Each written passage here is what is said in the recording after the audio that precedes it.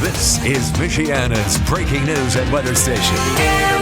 MNC. News Talk 95.3, Michiana's news channel, and 95.3MNC.com. MNC News Time, 5:32. I'm Amelia.lee in the MNC News Center. Good morning, I'm John Zimney. Welcome to Good Friday. Michiana's morning news continues with our top local stories. A lawsuit regarding mask mandates against 3 school districts and their superintendents has been dismissed. 5 students with their guardians filed suit against Watervliet, St. Joseph, and Lakeshore schools back in January.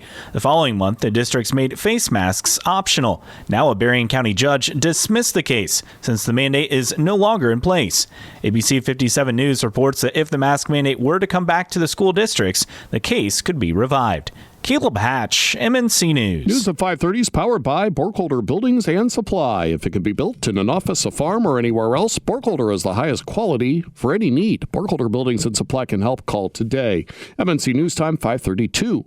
Some parents at Washington High School are not happy about the transfer of the school's principal to another school. The South Bend Community School Corporation has announced some pending leadership changes at their schools, including the transfer of Washington High School principal Thomas Sims to the Dickinson Fine Arts Academy. Parents say Sims has made a huge change at Washington, making it one of the safest high schools in the area.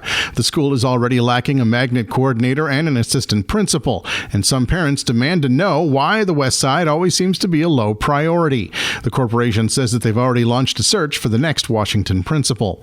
Tommy Lee, MNC News. A South Bend man has been found guilty in the murder of 28-year-old Huey Hudson Jr.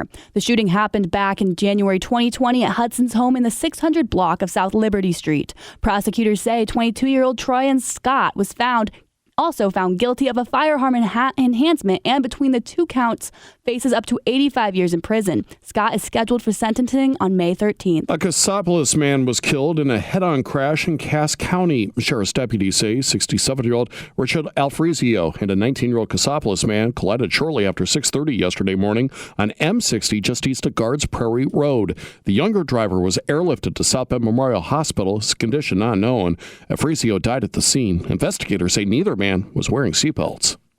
The Elkhart County Sheriff's Office is looking for a missing woman and her 5-month-old son. Officials say Alexis Morales was last seen around 6 o'clock Tuesday night, leaving South Bend's Howard Park. She and her son Messiah were in her silver 2006 BMX X5 SUV with the license plate MULA-LUV. She reportedly told friends that she was headed home to New Paris. Alexis was last seen wearing a black shirt, black UGG shoes, black leggings with flowers, and a black Nike jacket. Messiah was wearing a baby blue jacket with matching sweatpants, a blue sweater, gray with yellow socks, and a Mickey Mouse blanket. Anyone with information should contact the Elkhart County Sheriff's Office.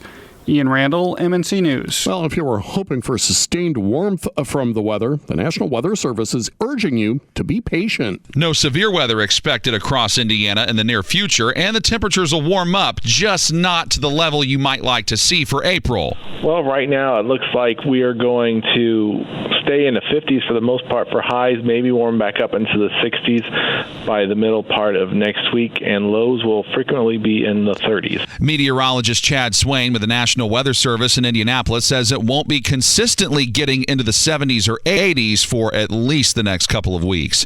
John Herrick, Network Indiana. If you want to visit a national park tomorrow, you can get in for free. The National Park Service is waiving entrance fees to kick off a week of activities. National Park Week begins Saturday and goes through April 24th. Parks across the country will host several special programs, events, and even digital experiences. There are 4 national parks in Indiana, including Indiana Dunes, George Rogers Clark Park in Vincennes, the Lincoln Boyhood Memorial in Lincoln City, and the Lewis and Clark Historic Trail. For a list of activities for national parks in the Hoosier State, as well as Michigan, go to the parks website at nps.gov. And we've upped our app. It's new and improved, so it's easier to navigate and to listen to. You can download or update the 95.3 MNC app for iPhone and Android free of charge in the App Store. Exactly 5:36. Now time again for traffic and weather, and a super nice start to your Friday morning. And we begin it with good news. The railroad crossing at Day Road east of Fur in Mishawaka has reopened to traffic. Bypass with no slowdowns right now, even in the construction zones. Everything's running really smooth. Maybe a couple of folks hitting the brakes just in the approach to County Road 17 in Elkhart County, the eastbound lanes, but that's really about it. State Road 19, you're running smooth both north and south of the bypass. A little bit of a backup right now at Charlotte Avenue headed southbound. That's where the 7-Eleven, the mobile gas station is there. So that's about really the only traffic that we're seeing in the southern portion of the city of Elkhart. Napa and East Street between Lexington and Bypass Road, you have your fair share of traffic right now, but we're pretty good by all the RV plants right now, too. Southwestern Michigan, crash-free, incident-free, roads big and small. I-94 near the shoreline's good. If you're driving to northwestern Indiana, you're problem-free and headed south towards Plymouth on 31 or maybe even Rochester or Indy. No restrictions. Anything in your way, 574-2595-95-3. Now, Legacy Heating and Air, your air conditioning specialist. First warning forecast. High temperatures today will top out into the lower 50s under partly to mostly cloudy skies. We are tracking some scattered rain showers for later this afternoon, and we'll see those stick around as we head through the overnight into the beginning part of your weekend.